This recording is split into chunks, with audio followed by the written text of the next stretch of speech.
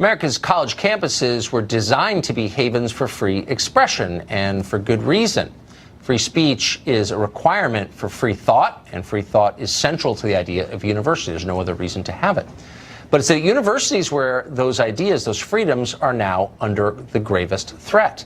A new report by the Foundation for Individual Rights in Education, FIRE, finds that 90% of American college campuses have some kind of speech code that restricts what their students are allowed to say, and by extension, and this is intentional, what's acceptable for them to think. When they can control what you say, they control what you think. Robert Shibley is FIRE's executive director, and he joins us tonight. Robert, thanks very much for coming on. So when you say there are speech codes, is that strictly speaking? I mean, are these rules that say you're not allowed to express certain ideas or say certain things, or are they informal? Yes, these are literally formal rules telling you what you can and cannot say on college campuses. And you're right, about 90% of them have codes that, if it's a public university, are unconstitutional. Or if it is a private university, violates their own promises of free speech. So FIRE only rates those codes that are written down. If a college is engaging in informal censorship, that's not even part of these ratings. So I think, except for a small handful of colleges, every college in America receives federal funding, every one.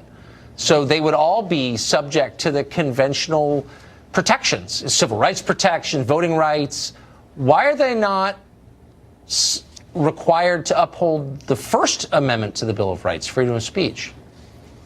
Well, it's interesting. There are some civil rights protections. Title IX is probably the most well-known one, but yes, some racial discrimination as well. Those are requirements when you get federal funding, but actually following the First Amendment is not one of those requirements. We don't make that requirement of colleges who take federal funds, but you're right, it's virtually all of them.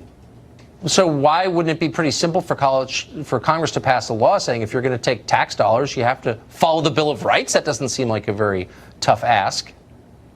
Well, that is something that Congress could do, and it wasn't done back in the civil rights era. I think now you would see a lot of resistance on political bases, because I think people are, there's a lot of support out there, particularly among college administrators and folks who work at colleges, for these kind of restrictions. So I think you'd see a lot of opposition to that. I don't think you'd see a lot among your average Americans, though. Man, well, if we ever get a Republican Congress, maybe they'll do it and build a wall and stuff like that, protect Americans. Here's hoping.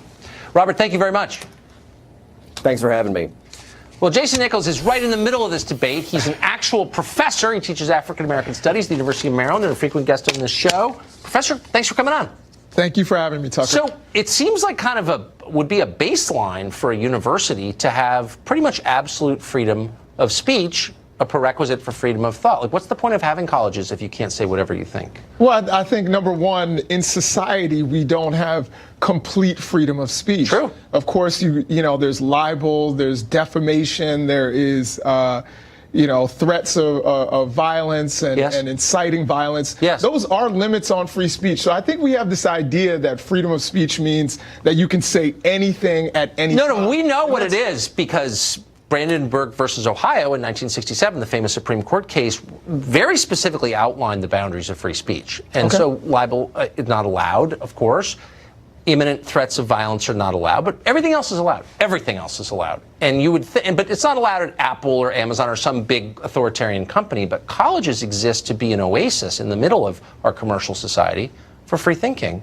So why would they be the places where free thinking is punished most aggressively? No, I agree that, there are many cases, and you and I actually discussed, a case a little while ago where there was a college professor who said something he shouldn't have said, and then all of a sudden people are talking about, oh, he needs to be fired, this is why we actually have tenure. Right. It is, to protect people so that they can say what it is that they want. But there have been all these attacks, there are these people who are trying to put limits on what it is you say, and I think that that's, problematic. But I think overall colleges do protect freedom of speech. So what would happen if you went into your class and said, I kind of like that Donald Trump. And what do I like about him? I like the family separation policy. I like the wall. He's right that Mexico doesn't send us its best. Just kind of read portions of a Trump speech. Sure. How'd that work out for you?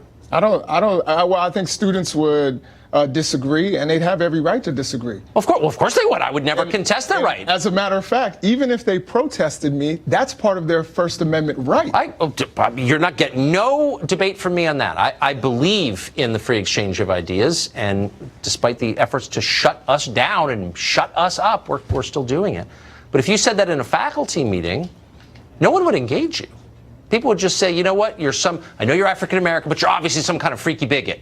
You know what I mean? They would treat you like they treated Kanye West. Like, no one would engage you and say, let's talk through those ideas. You really think the family separation policy is a good idea? No. They would shout at you, wouldn't they? Well, I think people would disagree, and I think they would have every right to disagree. Yeah, of course. No, but I'm saying, I think like, the whole idea of the college is you say one thing, I say another, and then we talk about them to get to wisdom. Isn't that the goal? Sure, but I they think wouldn't do that. The conversation doesn't always have to be comfortable. Of that course means not. We can yell at each other. We can sit there and try to shut one another down. That's part of free speech. Of course. I guess the macro question is, have you ever met a group of people with smaller minds than those who teach at America's colleges, less open to new ideas, to truly challenging concepts? I think that's what we literally do on college campuses. Really? Is challenge concepts and challenge popular ideas. I think, number one, how about this? Why don't you go next faculty meeting and say, just for the record, abortion's murder.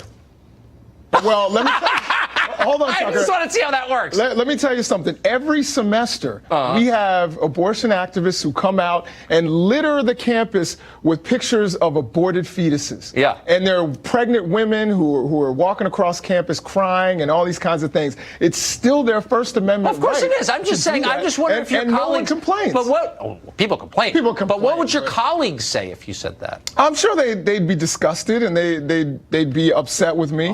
Some would. They wouldn't be open to, like, why is he saying that? What are the ideas behind that? But they don't have to be open to it. No, of course, but they should be, because they're not supposed to be small-minded. They're supposed to be broad-minded. No, these are people who have probably studied the issue and they have a particular view. Come on. Oh, they're dumb people. People who study for a living are dumb people. Yeah. Well, amazingly, that's the irony wrapped in the riddle. You are none of those things, which is why we're so grateful that you come on the show. Thank you, Professor. Thanks a lot, Tucker. Good to see you. Appreciate it.